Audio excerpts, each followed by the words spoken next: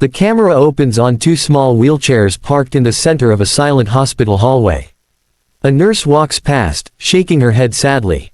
The twins, 8-year-old Adam and Ayla, sit motionless, their eyes following a woman in a designer coat standing near the wall. She looks powerful from a distance, but as she turns, her face reveals the truth. She is tired, defeated, and hopeless. "If anyone can fix them, please, please help my children," she whispers. Hooked yet? Good. Because what happens next will make viewers believe in miracles again. If you're watching this, don't forget to like the video and subscribe, because stories like this remind us that angels walk among us in places we least expect. This is the story of a billionaire mother who lost everything except the love for her paralyzed twins, and the janitor who did the impossible. Nadia Arshad was known across the country as a steel-hearted billionaire, sharp, disciplined, brilliant. But the day her car skidded on a rainy bridge, flipping 3 times and trapping her kids inside, her world shattered. Nadia survived with a broken arm. Her twins survived, too, but their little bodies did not respond anymore. Doctors said their spinal cords were damaged, their legs unresponsive. They may never walk, the specialist told her. She had every resource money could buy, private hospitals, foreign treatments, top neurologists, but nothing changed. Every morning she entered the hospital with new hope. Every evening she left with more silence. One night, she stayed late, watching her children sleep in their wheelchairs. Her eyes burned with tears she had held in for months. "Adam, Ayla, Mama is trying. I promise I'll fix this. I just don't know how anymore." A soft sound came from behind her, footsteps, slow and careful. The janitor, an older man with gray streaks in his beard, mopped the floor nearby. He had been working there for years, invisible to almost everyone. His name was Yusuf. He paused and looked at the kids with a gentle sadness. "Your children, they're fighters," he said quietly. Nadia straightened, wiping her eyes quickly. Billionaires didn't cry in front of strangers. "Thank you," she said stiffly. But Yusuf continued, his eyes warm. "Sometimes healing doesn't come from machines. Sometimes it comes from the heart." She forced a smile and turned away, assuming he meant well but couldn't possibly understand. The next morning, when she arrived early, she found Yusuf sitting on the floor with the twins. Adam giggled while Yusuf made silly faces. Ayla's hands, usually limp in her lap, were moving weakly as she tried to mimic him. "What are you doing?" Nadia blurted out, stunned. Yusuf stood quickly, embarrassed. "I'm sorry. They cried at night, no nurse came, so I tried to comfort them. I hope I didn't cross a line." Nadia didn't know what shocked her more, that he helped them, or that her children responded at all. They never laugh," she whispered. He smiled. "Children don't need legs to laugh." For the first time in months, warmth crept into her chest. Over the next days, something changed.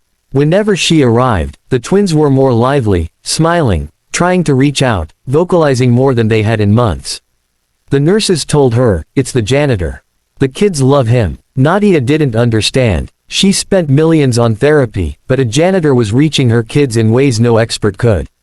One evening, she found Yusuf teaching them a strange exercise. He had tied soft cloth bands to their legs, making them try to move in tiny motions. "This helps memory," he said. "Muscles remember, even when they sleep." "How do you know this?" she asked softly. He hesitated. "My daughter had the same injury. They told me she'd never walk. But she did." Nadia's breath caught. "How?" "I spent years teaching her, slowly, with patience. I couldn't afford fancy hospitals, so I learned from old books, old therapists, retired doctors. It took time. But she walks today." Her eyes filled with tears. "Can you try with my children too?" Yusuf nodded gently. "I can try. But healing requires more than therapy. They need hope. They need love, from you." "I love them," she said instantly, too defensively. He smiled softly. "Then show them. Not as a billionaire. As their mother." The next day, she joined Yusuf. She helped lift the twins, guided their legs, sang along as he played old children's songs through a small radio. And slowly, miraculously, the children responded. Ayla twitched her toes. Adam kicked weakly. Both cried when she hugged them. Hope flooded her like sunlight after a long winter. Weeks passed. The therapy became routine. Nurses recorded their progress. Doctors were baffled. "This is impossible," one whispered. "This level of recovery, it shouldn't happen." But it was happening. One morning, while filming their exercises, Nadia saw Adam move his leg, not a twitch, but a small, controlled movement. She gasped loudly, falling to her knees. "Baby, you moved it. You moved it." Yusuf stepped back, tears shining in his eyes. "He's ready." "Ready for what?" she asked breathlessly. "To stand." Her heart stopped. Together, they held Adam gently. Yusuf positioned his feet on the floor. "Adam, sweetheart, push. Just a little." The boy grunted, face red with effort. And then, impossibly, his knees straightened. Nadia screamed. A cry ripped out of her chest, loud and trembling. Adam was standing, weakly, shakily, but standing. A nurse ran in. A doctor followed. Everyone stopped, speechless. Nadia sobbed into her hands. "Thank you, oh God, thank you." Adam fell forward, but into Yusuf's arms. The old janitor held him with steady hands, smiling through tears. Aila followed weeks later, her progress slower but steady. Eventually, both children took their first steps in the hospital hallway. Staff clapped. Some cried. Nadia recorded everything, shaking with emotion. She turned to Yusuf. "You didn't just save my children. You saved me. You gave me hope when even I had lost it." He lowered his eyes. "I only did what any father would do." She hugged him, a hug full of gratitude money could never repay.